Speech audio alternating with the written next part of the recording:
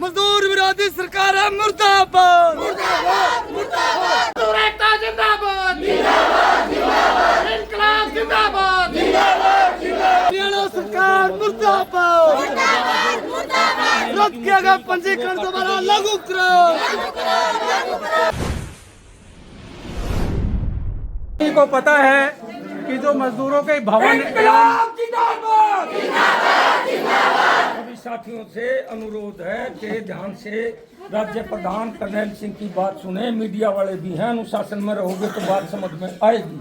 शांत रह के बात सुनिए। धन्यवाद। तो साथियों, जैसा कि आपको पता है कि सरकार ने और श्रम विभाग ने करीब 40,000 के करीब मजदूरों के जो पंजीकरण थे वो ब्लॉक कर दिए हैं। तो इसके पीछे क्या कारण है साथियों?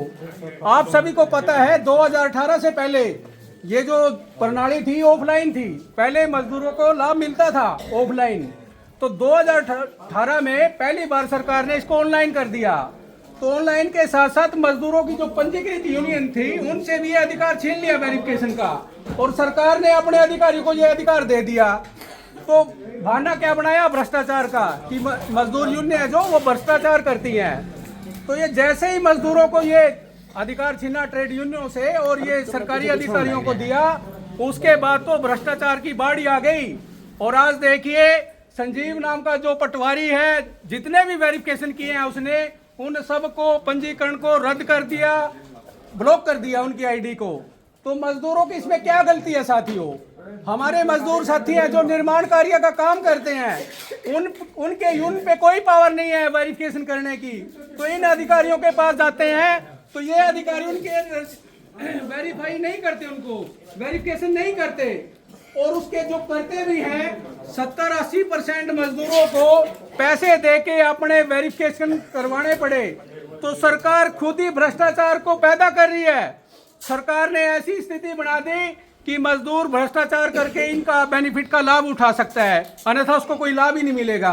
क्योंकि पहले जो यूनियन को अधिकार था वो छीन लिया, इनके जो भ्रष्ट अधिकारी है, भ्रष्ट अफसर है, उनको अधिकार दे दिया। अब वो पूरी तरह से मनमर्जी करते हैं, मजदूरों के उनके वेरिफिकेशन नहीं करते, पंजीकरण नहीं करते। तो आज ये जो धरना हम दे रहे हैं इसीलिए दे रहे हैं कि सरकार सावधान हो जाए और वो मजदूरों की जो ब्लॉक की आईडी उनको बहाल करे। और जो ये शर्त लगा रखी है, अनावश्यक शर्त है जो फैमिली आईडी है उसमें निर्माण मजदूर लिखवाना पड़ेगा, उसके बाद ही उनका पंजीकरण होगा, उसके बाद ही उनको लाभ मिलेंगे। ये बिल्कुल ही अनावश्यक शर्त है सरकार की। हम इसकी कड़ी निंदा करते हैं और सरकार से मांग करते हैं कि वो मजदूरों के साथ खिलवाड़ करना बंद कर दे, नहीं तो आने वाले समय में इसका परिणाम सरकार को भुगतना पड़ेगा। हमारा जो ये यूनियन है ये कहीं भी पीछे हटने वाला नहीं है। मजदूरों के अगर हकों पे कोई आंच आएगी, हम इसका जी तोड़ के परिश्रम करके हर जगह हम धरना प्रदर्शन करेंगे, रोड को जाम करेंगे, जगह जगह धरने दिए जाएंगे, हम पीछे नहीं हटेंगे। तो हम सरकार को चेताना चाहते हैं वो अपनी इससे मजदूर विरोधी नीतियों से बाज जाए और मजदूरों की बात सुने। जो भी पंजीकरण आईडी रद्द की गई उनको बहाल करे और जो भ्रष्टाचार करने वाले अधिकारी हैं उनके खिलाफ कार्रवाई करे और कोई किसी उस तरह निष्पक्ष एजेंसी से इसकी जांच कराई जाए पूरे मामले की। क्योंकि ये तो एक संदीप पटवारी का मामला नहीं है, जितने भी मजदूरों ने लाभ लिए हैं सब पैसा दे के लिए हैं, उनसे पैसा लिया गया है, मोटी रकम ली गई है। और मजदूरों की मजबूरी है, अपने आप को निर्माण मजदूर करने के लिए इनके पास जाना पड़ता है कि मेरे को मोहर लगाओ, ठप्पा लगाओ, मैं मजदूरी का काम करता हूं। बताओ ये हमारे को बताएंगे कि हम मजदूरी करते हैं? अब सरकार ने ऐसी डुगडुगियां बना दी हमारी कि हम इनके अधीन है। ये अधिकारी हमारे को बताएंगे कि हम निर्माण मजदूर है या नहीं है।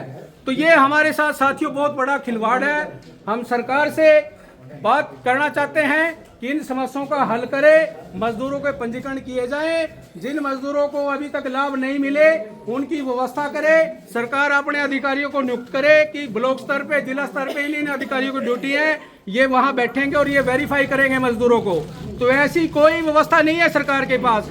और हम एक बात और सरकार को कहना चाहते हैं, अभी देखिए भ्रष्टाचार करने वाले अधिकारी इनके जगह जगह बैठे हैं, कोई भी हेल्पलाइन नंबर नहीं है कि मजदूर भ्रष्टाचार की शिकायत कर सके, चेता सके सरकार को कि फलाना अधिकारी आपका बैठा है, ये पैसे ले रहा है।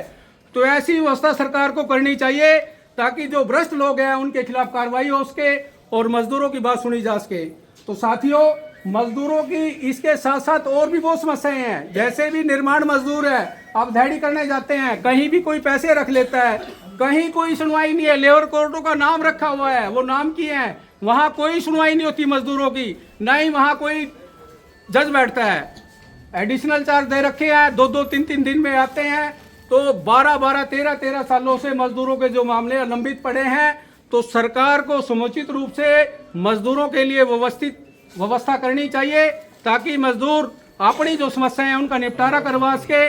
और जो ये निर्माण कार्य मजदूरों के लिए बोर्ड बनाया हुआ है, श्रम कल्याण बोर्ड, BOCW वेलफेयर बोर्ड, तो इसमें करोड़ों रुपया पड़ा है। और सुप्रीम कोर्ट ने भी, हाई कोर्ट ने पहले फटकार लगाई है सरकार को कि ये जो पैसा है मजदूरों के कल्याण के लिए और ये बंटना चाहिए मजदूरों में। पर दुख की बात है, सरकार उसकी तरफ कोई ध्यान नहीं दे रही। इनके अधिकारी उस पैसे को घटा रहे हैं, भ्रष्टाचार के जरिए मजदूरों को मजबूर करते हैं। उनकी वेरिफिकेशन करवाने के लिए मजदूरों की मजबूरियां जाना उनके पास, तो उसकी एवज में वो पैसे लेते हैं। तो हम सरकार से मांग करते हैं इस पर तुरंत रोक लगाई जाए और मजदूरों की जितनी भी समस्या है उनको बहाल किया जाए और ब्लॉक स्तर पर कोई अधिकारी नियुक्त किया जाए, ताकि मजदूर अपने पंजीकरण को करवा सके, उन स्कीमों का लाभ ले सके। तो साथियों, आने वाला समय बहुत ही कष्टपूर्ण है, बहुत ही खतरनाक है। जो ये सरकार केंद्र में और राज्य में बैठी है, पूरी तरह से फांसीवादी सरकार है और ये इसका मजदूर विरोधी चरित्र पूरी तरह से सामने आ चुका है। अभी देखिए गुड़गांव के मानेसर में मारुति मजदूर वहां बैठे हैं धरना देने के लिए। कोर्ट से परमिशन मिल गया धरना देने का, पर प्रशासन ने, पुलिस ने मिलकर वहां उनको खुदेड़ दिया, बैठने नहीं दिया, वहां से भी उठा दिया। ऑर्डर लिए फिरते हैं सर कोर्ट के, वो उनको फिर भी धरना नहीं दिया जा रहा। तो ये किस प्रकार का शासन है? तो पूरी तरह से अराजकता है साथियों यहाँ। अभी देखिए यूपी में क्या हुआ, हमारे मजदूर भाई, गरीब लोग वहाँ कुंभ के